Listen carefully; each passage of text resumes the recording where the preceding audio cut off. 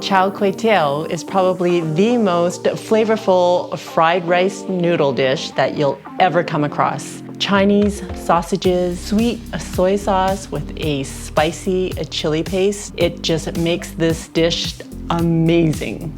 Hey everyone, I'm Flo, Dude is behind the camera, and we're all about simple food, simple faith. You know, this dish, Chao Kway Teow, is probably one of my most favorite Malaysian dishes. I love hor fun, which is the wide rice noodles. So that's like my absolute favorite noodles to eat. And when we were in Kuala Lumpur, the Chao Kway Teow would come from the hawker stalls wrapped in paper.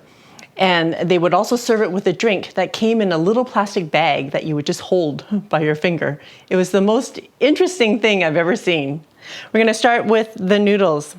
We are so lucky to have a store that sells these fresh, and this woman makes them fresh every morning.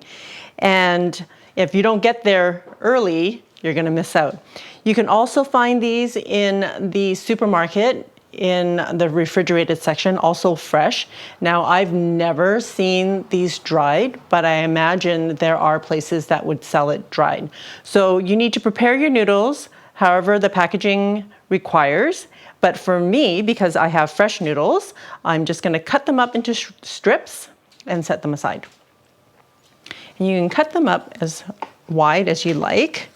So I have a pound of these noodles here, and I'm just gonna cut them up about 1 inch wide. Oh, they look nice and chewy. I know, so good. And I'll just show you. So this will need to be separated, and that's what I'll do. I'll just separate it into like, not individual noodles, like an individual, this is one individual noodle, I think. Nope, there's two here. So that to me is too, like they're too thin otherwise, and they'll break up while you're cooking them. So try to keep them, you know, relatively thick so that it holds its shape when you're cooking them. I'm just separating them so they'll be easier to cook when the time comes.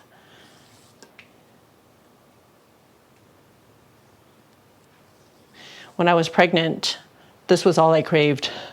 These noodles. I didn't care how they were cooked, just that's all I wanted to eat. And my kids love these too. I wonder why.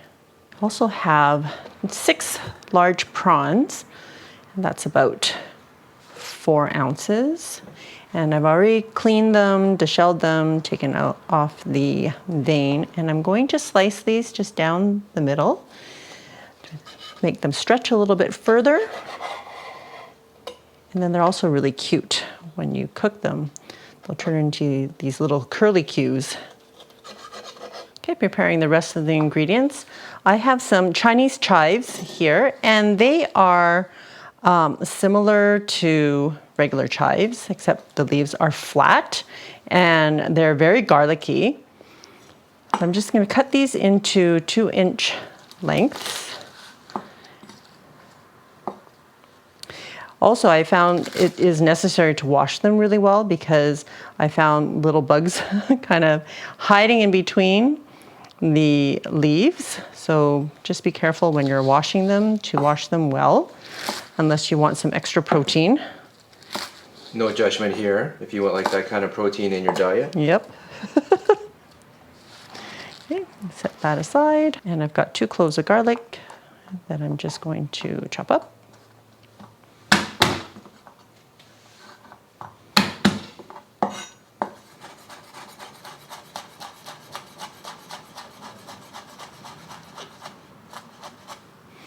And if you don't want to chop them up, you can always put them through a garlic press. But I have time because this recipe is so easy.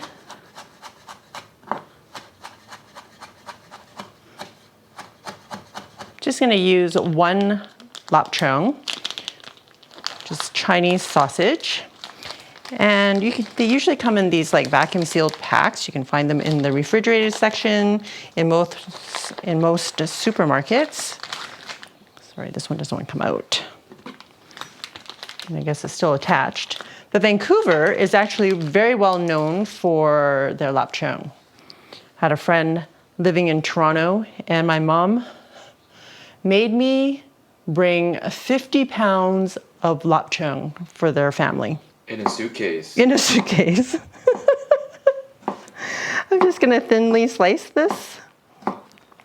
And if you want to use a little bit more lapchung, you can too. But I think one is plenty. Well, that's quite fragrant. Yeah, this is what makes the dish just so yummy. Okay, I'm gonna crack 2 eggs and lightly beat them.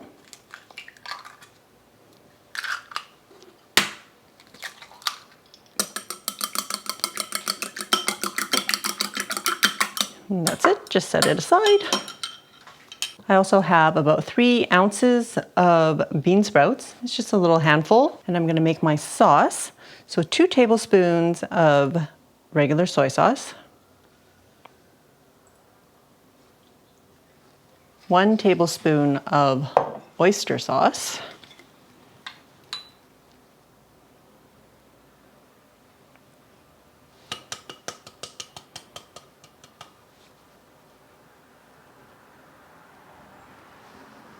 and I am using this sweet, dark soy sauce, and it is also called kecap? I don't know how to pronounce it. All the Malaysians are just grimacing right now. Kecap manis.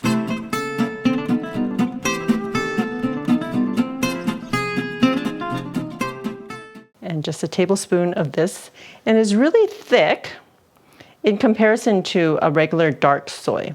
So because it's sweet, if you are not using this dark sweet soy sauce, then I would suggest adding about a teaspoon of sugar to regular dark soy and the other ingredients. Just gonna stir this up. And I decided to use this sweet soy sauce because it's used in a lot of Southeast Asian cooking. So anything from Malaysia, Singapore, Indonesia, when they say dark soy, they usually mean this really thick version. I'm also going to use about a teaspoon of this chili sauce. It's Malaysian sambal, and you can make it yourself. Because we don't eat a lot of spicy, I'm happy to just use one out of a jar. So that will go into the noodles as well. All right, I think I have all my ingredients ready to go, and just gonna go grab my wok, and then we can get started. Okay, setting my wok on high heat, and we want it piping hot because, you know, it's all about the wok hay, which is the wok breath that gives everything a unique flavor. I'm also just using vegetable oil. In Malaysia, you're gonna find that they cook it in pork fat, and they even have little bits of pork fat in your noodles. So good, but I'm not gonna do that here today. As soon as you see your wok starting to smoke, and if you don't have a wok, you can just use a large frying pan. You're gonna add 1 tablespoon of vegetable oil. And we're just gonna get our garlic going.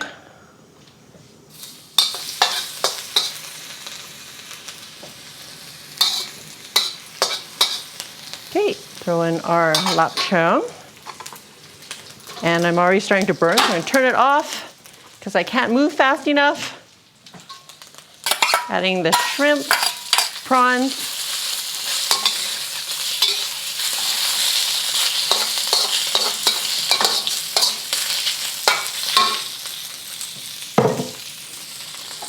Okay, turning it back on. Teaspoon of chili sauce.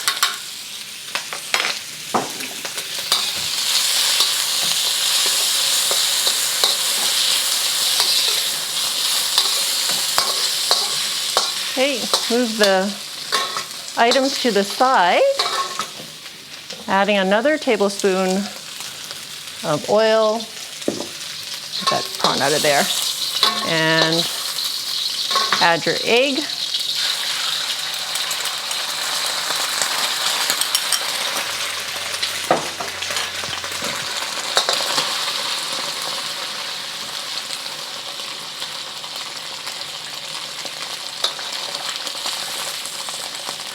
Oh, it's smelling amazing already. Okay, get the seafood bag in there. Now we'll get putting our noodles right on top.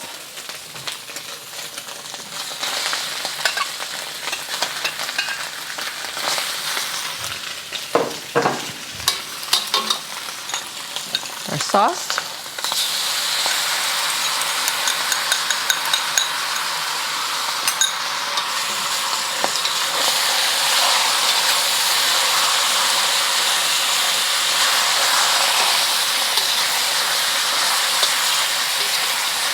You want all of your noodles kind of covered in the sauce. We're going to throw in our chives.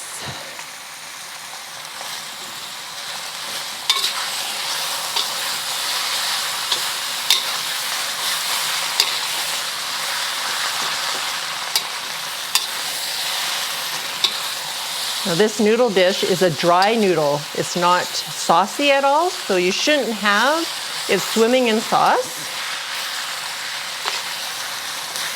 Just going to cook this until the chives wilt a little bit more. Okay, you don't want the noodles sticking at the bottom. Throw in our bean sprouts. And it's just going to be another 30 seconds or so. And when you're tossing, make sure you're grabbing it from the bottom and that it's not resisting at all.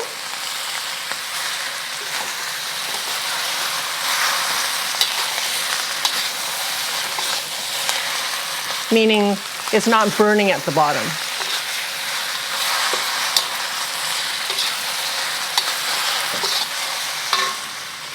All right, that is it. Turning off the heat. And that is it. How fast was that? Oh, amazing, amazing. Look at that curly Q piece of shrimp. Oh. All right, it didn't fit all on one plate, so I'm just grabbing another plate. All right. Are you all ready for? Oh, yeah. The taste. Hello, friends. Dude here again, huh? Really enjoy the Malaysian food. All right, breaking out of that is that if you didn't know, my family is from Malaysia. I'm from Malaysia originally. And one of the things that I always pick out is the accent. It just gets me going whenever I'm back in Malaysia, I kind of bust out in the accent. I love it so much. And the other thing about Malaysia, of course, is the amazing food. And one of the gold standards of hawker style food is char kway teow. I mean, laksa is one of the other ones. There's quite a few, but personal favorites, char kway teow is one of those. One thing that I don't like about the char kway teow at the hawker stalls, which I usually say no thanks to that, is the cockles. What are cockles? Some sort of shellfish. I'm sorry, people that love cockles. I don't dig it. Everything else, I'm down. Great textures, right? You got the softness and the chewiness of the rice noodles, and then the flavors of the shrimp and the lapchang all together. I get a bit of everything in here. I don't know if it's possible, but I'm gonna do it.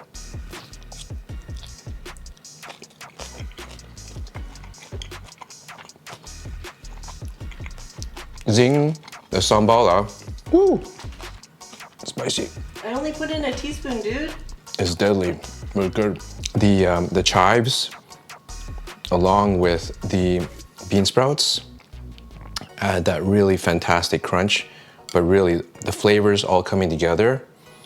You got the heat of the sambal. The overall mouthfeel is fantastic, and that just brings you back to like hanging out in hawker stalls, just fans going in 38 degrees, 48 degrees Celsius with like 100% humidity, it felt like, and you were just sweating like crazy, but enjoying the food with the drink on the side. Oh, amazing, heavenly.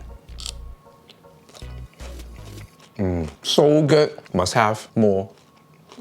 Thanks, dude. Nothing beats the hawker stalls in Malaysia, but this comes pretty close.